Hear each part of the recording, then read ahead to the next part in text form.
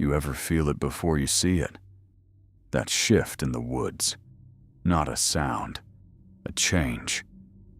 I was 19 the first time I went deer hunting alone. Late November in northern Pennsylvania. Cold enough that your breath just hangs there. I parked at the end of a logging road before sunrise. No other vehicles. That should have been comforting. It wasn't. About 10 minutes into the trees, I saw boot prints in the mud. Fresh. Same direction I was walking. That by itself wasn't strange. Public land. Other hunters show up early. But these prints were deep, heavy, and they weren't there 2 days earlier when I scouted the area. I slowed down, just in case. The woods felt wrong. No squirrels moving, no birds calling. Just my boots on leaves. Then I heard it. One step behind me. Close. I stopped. The sound stopped. I waited. Nothing. I turned slowly. Fog between the trees. Empty. I told myself it was an echo. Sound bouncing. I started walking again. 2 steps. Another 2 steps answered behind me. Same spacing. Same rhythm. Animals don't copy you like that. I looked back at my dad's old lesson in my head. If something mirrors you, it's thinking. That's when I noticed something worse. The boot prints I'd been following, cut across my path. Fresh. Going the opposite direction now, like whoever made them had circled around. Not wandering, adjusting. To me, my chest tightened. I moved off the trail toward a small clearing I liked. Open ground, clear lines of sight. Safer.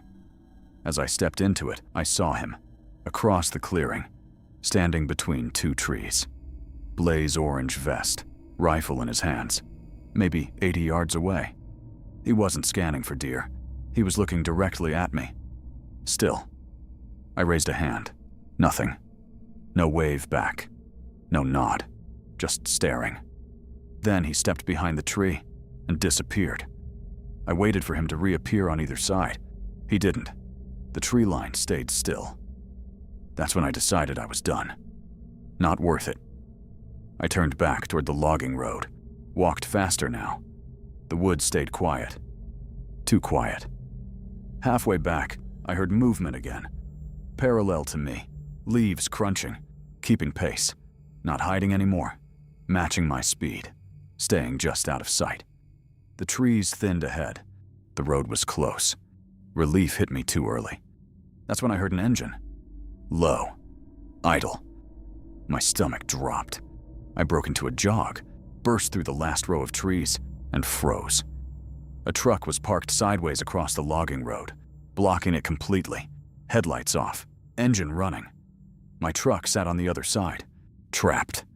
The vehicle was old, dark green, no visible plate.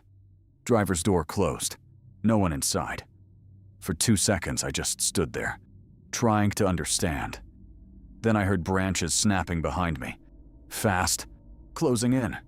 I ran toward my truck, hands shaking, keys already in my palm. I hit the unlock button. Nothing happened. I fumbled, dropped them in the dirt. Boots hit gravel behind me. Close, too close. I grabbed the keys and threw myself into the driver's seat, slamming the door. 10 feet away, he stepped out from the trees. No orange vest now, just a dark jacket. Rifle lowered at his side, walking toward me. Not running, controlled. Like he knew the road was blocked. Like he knew I had nowhere to go. He reached my truck, grabbed the handle, pulled, hard. The whole vehicle rocked. I threw it into reverse without thinking. My tires spun. Loose gravel. For 1 second, nothing happened. He stepped closer to my window. Calm. Not angry. Not rushed. Just focused. Like this had been timed. I slammed the gas again. The tires caught. The truck lurched backward. I cranked the wheel and swung around the edge of the ditch, barely clearing his bumper. He didn't jump back in panic. He stepped aside, watched me reposition, then jogged calmly back to his own truck. I sped down that logging road faster than I ever had. In the rearview mirror, I saw his headlights come on. He pulled into the road. But he didn't chase. He just sat there, blocking it again, like he didn't need to follow, like he already knew I was leaving. I reported it later. Game Commission said no other permits were issued for that section that morning. No match-in vehicle found. No reports of another hunter. What stays with me isn't the blocked road, or the hand on my door handle. It's the way he removed the vest before walking toward me. He didn't forget it. He took it off, which means he wasn't hunting. He was positioning. And when I think back to those boot prints crossing my trail, I don't think he stumbled onto me. I think he steered me from the trees to the clearing to that road. And if my keys had landed just a little farther away in the dirt, he wouldn't have needed to chase me at all. I knew someone was in my house before I heard them. It was the smell. Cigarette smoke, fresh. I don't smoke, and I live alone. At least I thought I did. It was early spring, still cold at night. I left one kitchen window cracked before bed. I always do. When I came downstairs the next morning, it was shut. Locked. I stood there staring at it, trying to convince myself I forgot. But I never locked that window. Ever. Then I saw it. A small gray flake on the counter. Ash. Right beside the sink. Not near the window. Inside the kitchen. You don't drop ash from outside. You have to be standing there. That thought followed me all day. I checked every door, every lock. Nothing forced, nothing missing, which somehow made it worse. That afternoon, I installed a cheap camera in the living room, pointed toward the kitchen entrance, just in case. That night, I barely slept. Every sound felt amplified. The refrigerator, the house settling, my own breathing. Sometime after midnight, I heard it. A soft metallic click. Downstairs. I froze.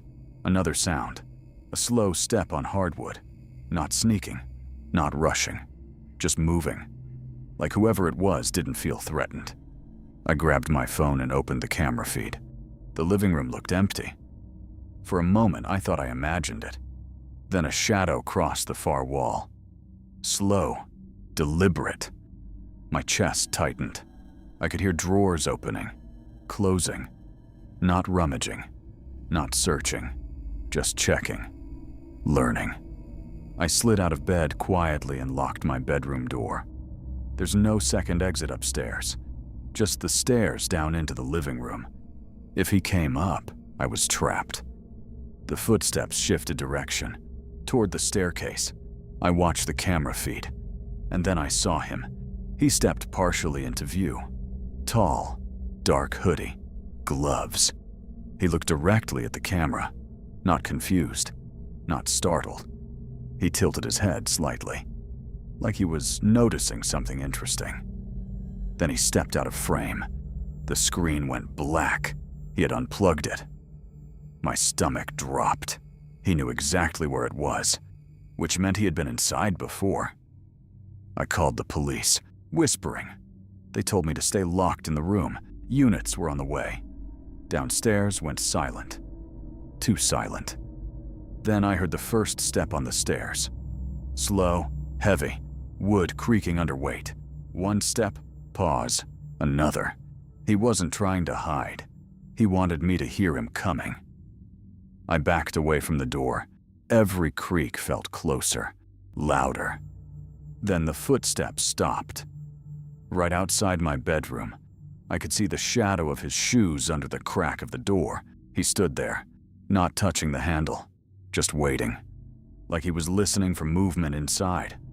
I covered my mouth, trying to breathe quietly. The handle moved, slowly, testing. A soft rattle. Locked. He tried again, harder. The door shook in the frame. My heart was pounding so loud I was sure he could hear it. Then he knocked. 3 slow knocks. Calm, controlled, like he expected me to answer. Sirens started in the distance. Faint at first. He heard them too. The shadow shifted. For a split second, I thought he would break the door anyway. Instead, he stepped back. Quick footsteps down the stairs. The back door opened.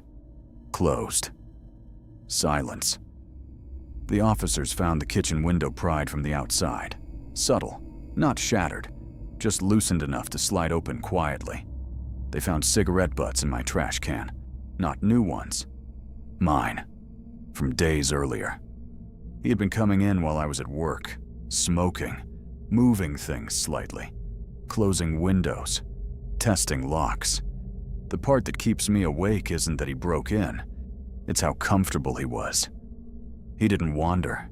He moved directly to the camera, directly to the stairs, directly to my bedroom, like he already knew the layout, like he had practiced. Before leaving, one officer said something I can't forget. Whoever this was didn't panic. He waited. He listened. He left before we even turned onto your street. Which means he wasn't just inside the house. He was watching outside, too. Timing response, learning patterns. And sometimes, late at night, when I hear the stairs creak in this new place, I don't think about someone breaking in. I think about someone returning. Because that knock on my door didn't feel curious. It felt patient. Like he was seeing how long I would last before I opened it. The truck had been behind me too long. Same distance, same speed. No headlights. That was the first thing that felt wrong. It was just after 10 at night. 2-lane highway outside of Flagstaff. No streetlights. Just forest on both sides. I noticed the truck when I merged off the interstate. Old. Dark. Hard to make out details. I sped up a little. It matched me. I slowed down. It slowed too. That's when my stomach tightened. I switched lanes suddenly, no signal. Just drifted over. The truck swerved with me. Stayed directly behind. Still no headlights. That made no sense. I reached for my phone. Before I could unlock it, the headlights snapped on. High beams. Blinding white light filled my mirror. I couldn't see the driver anymore. Just glare. Then the truck accelerated. Fast. Right on my bumper. So close I couldn't see the hood. I tapped my brakes. Lightly. It didn't back off. Instead, the engine revved. Loud. Aggressive. Like a warning. There was a small gas station a few miles ahead. I decided to pull in. Public place. Cameras. As soon as I hit my blinker, the truck moved into the other lane. Not passing. Just pacing me. Side by side now. Same speed. I tried not to look, but I did. The driver was staring at me. Middle-aged. Baseball cap pulled low. No expression. Then he smiled. Slow. Like he'd been waiting for me to look over. My chest tightened. I hit the gas. He hit it too. Engine screaming in the dark. Then he cut sharply in front of me, missing my bumper by inches, and slammed on his brakes. I jerked the wheel and swerved onto the shoulder, gravel spraying. For a second, I thought I was going to spin out. He stopped in the middle of the highway, blocking both lanes. Brake lights glowing red in the dark.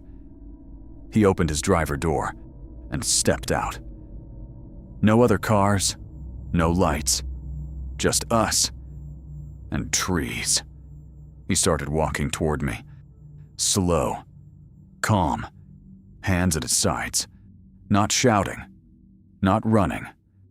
Like he knew I didn't have space to turn around. I threw the car into reverse.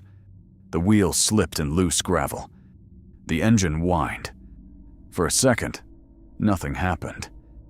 He kept walking. Maybe 20 feet away now. Still calm.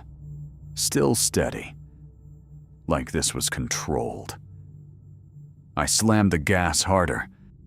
The tires caught. The car jerked backward. I cranked the wheel and swung around the edge of the road, barely clearing the ditch. He stopped. Watched me reposition. Then he turned and jogged back to his truck. Fast now. Urgent. I took off. Pedal to the floor. Hands shaking so bad I could barely steer. In my mirror, I saw his headlights flare again. He turned around too. Chasing. We were flying down that highway. Every curve felt dangerous. Every shadow looked like it could hide another vehicle. He stayed close. Not trying to pass. Just close enough to pressure me. Then I saw the gas station lights ahead. Small. Bright against the dark. I pulled straight into the lot. Didn't even slow properly. Skidded into a space near the entrance. Jumped out and ran inside. The clerk looked confused. I told him someone was following me. We both turned toward the windows. The truck slowed as it approached. For a second, I thought he was coming into the lot. Instead, he rolled past slowly. Driver's window down. He looked directly at me through the glass. Then he lifted one hand off the steering wheel. A small wave. And kept driving. Police came. Took a report. Checked nearby cameras. No clear plate. No other complaints that night. What stays with me isn't the brake check. Or the chase. It's how measured he was. He escalated in steps. Testing my reactions. Seeing how far he could push me. And when he blocked both lanes and stepped out of that truck, he wasn't surprised I reversed. He adjusted immediately. Which means if my tires hadn't caught in that gravel, if I had stalled just a few seconds longer, he would have reached my door on a dark highway with no one around for miles. And sometimes when I drive at night now, if a car stays behind me a little too long, I don't assume it's coincidence. Because that man didn't feel random. He felt practiced. Like someone who had done that before. And knew exactly how close he could get. Before someone broke.